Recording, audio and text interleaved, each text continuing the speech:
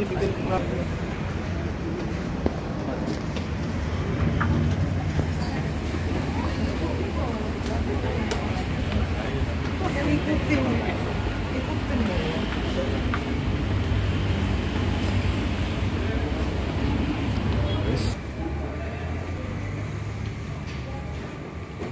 Di luar sana kan, tapi kami sudah melakukan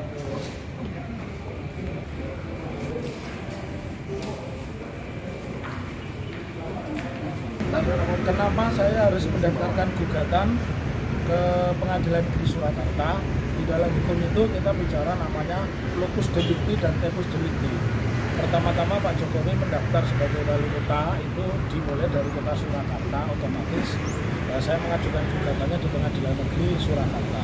Lalu pertanyaan yang kedua, apa yang saya gugat? Rekan-rekan kan harus tahu.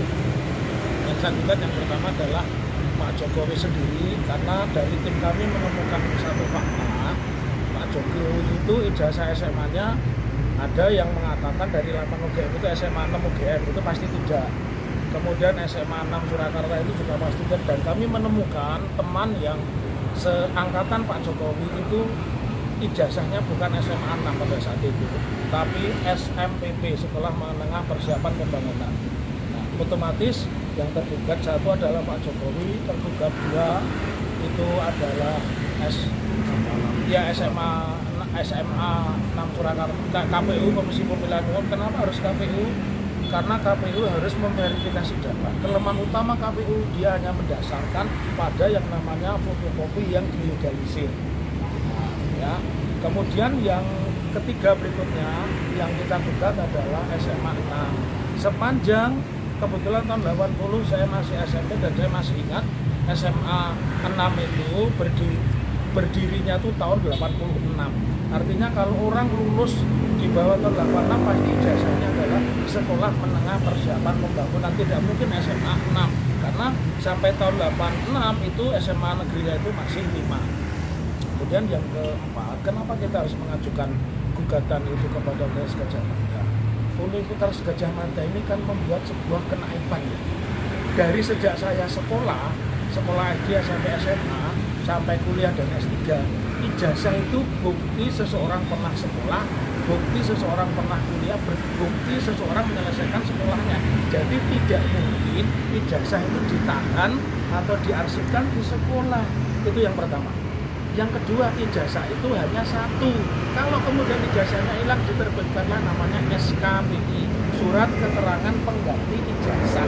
Jadi sampai kiamat subro atau kiamat kubro tidak pernah mungkin ada namanya ijazah itu juga. Ya. Lalu yang menjadi pertanyaan, kalau dari data yang kami punya bahwa SMA-nya saja tidak beres, mungkin tidak insinyurnya beres. Ya tentu tidak beres, ada giumnya kan, yang namanya aturan itu mutatis mutandis. Kalau saya mendaftarkan sebagai alumni UGM, berarti saya itu harus memiliki jasa SMA. Lah kalau SMA saja tidak jelas, apa mungkin dia lulus?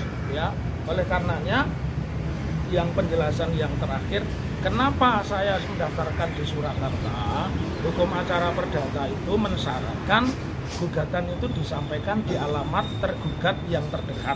Nah kebetulan wilayah hukum Pengadilan Surakarta ini kan membawai tempat tinggalnya Pak Jokowi, kemudian membawai domisili hukum KPU dan domisili hukum atau alamatnya SMA 6. Kalau UGM di Jogja kita tarik ke sini. Jadi gugatan ini berbeda. Terus kalau nanti ada yang mengatakan nebis en idem, artinya gugatan ini pernah diputus oleh Pengadilan Jakarta Pusat dan ditolak dengan alasan kalah atau menang, saya ingin tanya pengacara manapun tunjukkan putusan pengadilan yang berbunyi gugatan itu menang, gugatan itu kalah. Gugatan itu bukan sepak bola. Kalau menang skornya berapa 0, kalau kalah minusnya berapa. Jadi kalau ada advokat siapapun mengatakan gugatan serupa itu pernah dikalahkan di Pengadilan Jakarta, saya yakin itu sekolahnya nggak beres. Nah, secara teknis pasal-pasal berapa silakan ini sampaikan. Terima kasih.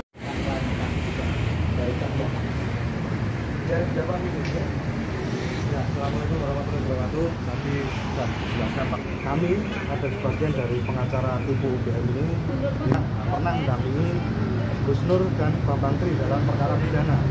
Di situ adalah muatannya Bambang Tri dan Gus Nur itu kan dituduh untuk menyebarkan kabar bohong, yang mana mereka ini mempertanyakan ijazahnya Jokowi. Nah, dalam persidangan itu seperti teman-teman media ketahui, kita tidak pernah melihat adanya ijazah Jokowi asli itu diperlihatkan, tidak pernah. Menyambung dengan pernyataan yang tadi diutarakan Pak Taufik kaitannya dengan kuasa hukum Pak Jokowi atau nantinya yang akan ditunjuk sebagai kuasa hukum ya. Kemarin kan ada beberapa lawyer yang konferensi pers, jadi mereka bilang bahwa sudah 2 kali menang, mau apa lagi, mau membuktikan apa lagi, kan pertanyaannya seperti itu. Tadi sudah disinggung Pak Taufik bahwa kalau menang ditunjukkan di mana, dan jadi ini juga sekaligus untuk pendidikan untuk masyarakat umum. Jadi pengadilan ini bukan tempat untuk berlomba, bukan tempat untuk menang kalah, tapi tempat mencari benar salah. Kita mencari keadilan di tempat ini, di lokasi ini kemuliaan dari pengadilan. Jadi tidak ada yang namanya menang kalah. Kalau media mungkin saya refresh kembali. Pertama kali gugatan itu diajukan oleh Bambang Tri, yang kemudian cabut karena Bambang Tri dijadikan tersangka dan ditahan. Otomatis secara legal standing dia kesulitan untuk membuktikan. Terus yang kedua adalah setelah Bambang Tri itu ditahan oleh rekan kita Bang Ahmad, Bang Egi dan lain sebagainya melakukan gugatan di Jakarta, itu pun juga tidak ada yang menyatakan itu menang atau kalah, tetapi di situ dinyatakan NO, yang artinya adalah bahwa pengadilan itu merasa tidak berhak untuk mengadili perkara tersebut. Jadi belum sampai masuk ke substansi, belum masuk ke pokok perkara, belum masuk ke pertanyaan-pertanyaan dan lain sebagainya. Nah, kali ini yang kita mau mempertanyakan sebenarnya satu. Itu tadi kan ada klasi dan lain sebagainya. Teman-teman media di sini saya yakin ada yang dari Tempo, ada yang dari Detik, ada yang dari Tribun News dan lain sebagainya yang tidak bisa saya sebutkan satu persatu. Tetapi saya yakin semua pasti ada datanya. Semua pasti rekam jejak digital berita itu pasti ada. Yang pertama kali Jokowi pernah bilang, Pak Jokowi di Universitas Islam Indonesia pada 70 tahun peringatan, beliau bersama Prof. Mahfud dan Buya Syafi'i Ma'arif ditanya ijazah IP kamu berapa Pak Mahfud? Pak Mahfud jawab 3,8. Tapi Pak Jokowi dengan jelas dia menyatakan bahwa saya IPK-nya di bawah 2. Itu yang nulis Tempo. Itu pertama. Yang kedua, ada berita banyak yang kami kutip dari YouTube-nya Kesekretariatan Negara. Di situ menampilkan video bahwa Pak Jokowi itu berkunjung ke UGM. Di situ beliau sangat yakin dan memanggil yang namanya Pak Kasmujo. Itu adalah seorang pembimbingnya dia. Menurut Pak Jokowi itu yang Pak Kasmujo ini kan galak dan lain sebagainya. Nah, itu kan bisa teman-teman verifikasi sendiri. Masa sih di akun Sekretariat Negara loh, ini bukan buatan kami. Jadi itu Sekretariat Negara. Nah, kami cocokkan dengan apa yang fakta yang UGM saat ini lakukan. UGM merilis ini loh ijazahnya Jokowi. Dan kami juga menemukan dari repository UGM yang kita unduh itu ada kejanggalan yang kaitannya dikaitkan dengan ijazahnya Pak Jokowi. Seperti yang teman-teman tahu sekarang bahwa Jokowi itu hanya muncul sebelum Lebaran kemarin, itu baru muncul lembar yang utuhnya yang diposting oleh siapa itu namanya? Politisi PSI. Ya, politisi PSI. Mas Angga, ya, penegasan.